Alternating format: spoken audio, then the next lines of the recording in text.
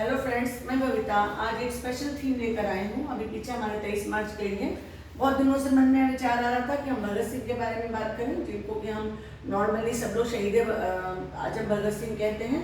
और उनके बारे में बच्चा बच्चा हमारे देश में जानता है, लेकिन फिर भी मेरे मन में ये आ रहा था कि आज हम उनके बारे में थोड़ी सी बात करें।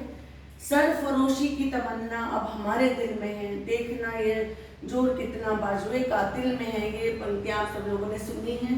इन्हीं पंक्तियों को सुन सुनकर हम बड़े हुए हैं और आज हम दोबारा से इसी चीज की चर्चा कर रहे हैं। ये उन्हीं की कलम से निकली हुई कविता है, जिसको कि हम लोग सब लोग बड़ा सुनते हैं, पढ़ते हैं। भगत सिंह, आप इमेजिन कर सकते हैं, केवल एक 23 साल का लड़का जो कि 5-6 तरह की भाषाएं जानता था। फ्रेंच वो जानते थे, जर्मन वो जानते थे, अरबी वो जानते थे, पंजाबी तो गुरुमुखी उनकी भाषा ही थी। इंग्लिश में he was very much fluent in English. और उन्होंने इतना कुछ लिखकर छोड़ दिया, इतना कुछ कर दिया 23 साल की उम्र में, कि हम आज की पीढ़ी, हमारे आने वाली पीढ़ी और उस वक्त जो उनके साथी थे, वो इतना चमत्कृत उस व्यक्ति के व्यक्तित्व से हैं कि हम आज भी उनके बारे में बात करते हैं हमारे गूज बम्स आ जाते हैं। और मैं स्पेशली उन्हें रियल हीरो बोलती हूँ अपने स्टेज का।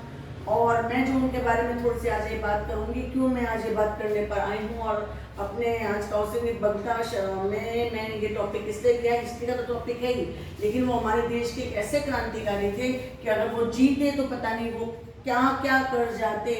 मे बी वो एक बहुत बड़े राइटर होते।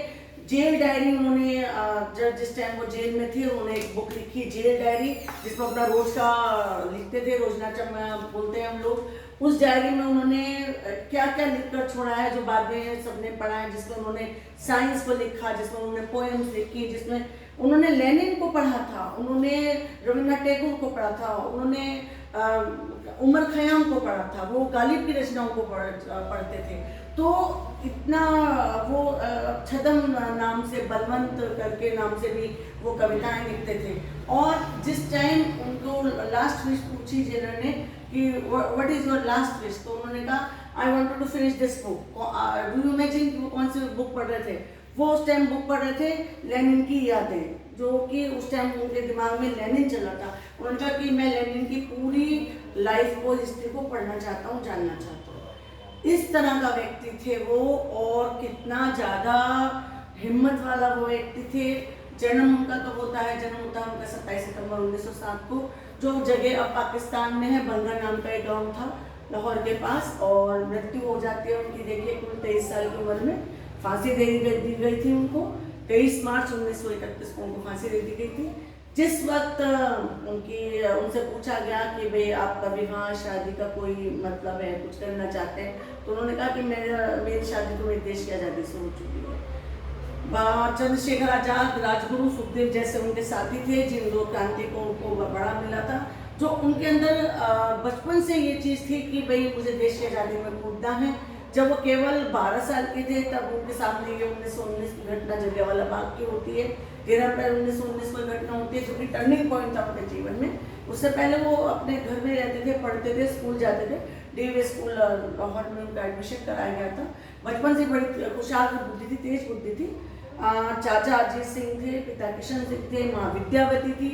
माँ की सोच, माँ की समझ और घर का माहौल जो कि थोड़ा देशभक्ति का था, उस माहौल ने इस बच्चे को बचपन से ही एक उसके अंदर जोश और गर्मी पैदा कर दी थी कि देश की आज़ादी में कूदना है।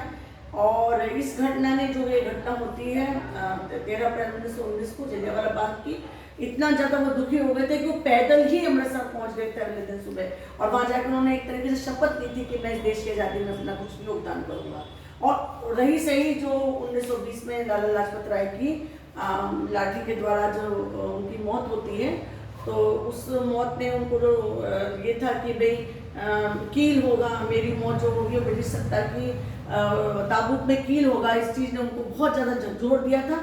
तो ये सब चीज़ें उनकी लाइफ में शामिल हो गई थी। आज हम उनको याद करते हैं, श्रद्धा से याद करते हैं कि 23 साल में वो व्यक्ति अपने दोनों बहनों को, जो कि जिस टाइम वो रो रही थी, लास्ट वर्ड उनके क्या थे, स्टे टुगेदर, साथ में रहो, और जाकर उन्होंने फंदा अपने गले में डाल दिया।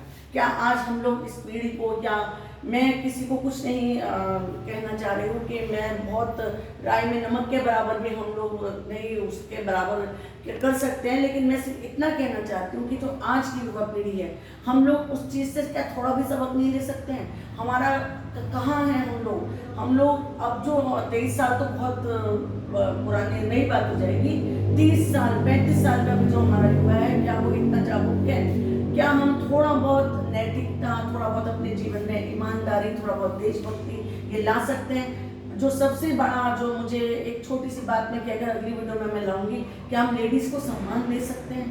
क्या मैं आज के युवा वर्ग से, लड़कों से ये अपेक्षा कर सकती हूँ कि हम अपनी माताओं बहनों का सम्मान करें और इस देश के लिए उसी तरह से योगदान करें जैसे कि 23 साल का लड़का जिन्हें हम शहीद भगत सिंह बोलते हैं, उस तरह हमारे देश के लिए कर गए। नमस्कार, आज मैं अपनी वाणी को यहीं विराम देती हूँ और आप सब लोगों के लिए प्रश्न छोड़ के जाती हूँ कि क्या हम अपने जीवन में उनसे कुछ भी प्रेरणा ले सकते हैं। नमस्कार, धन्यवाद, थैंक यू।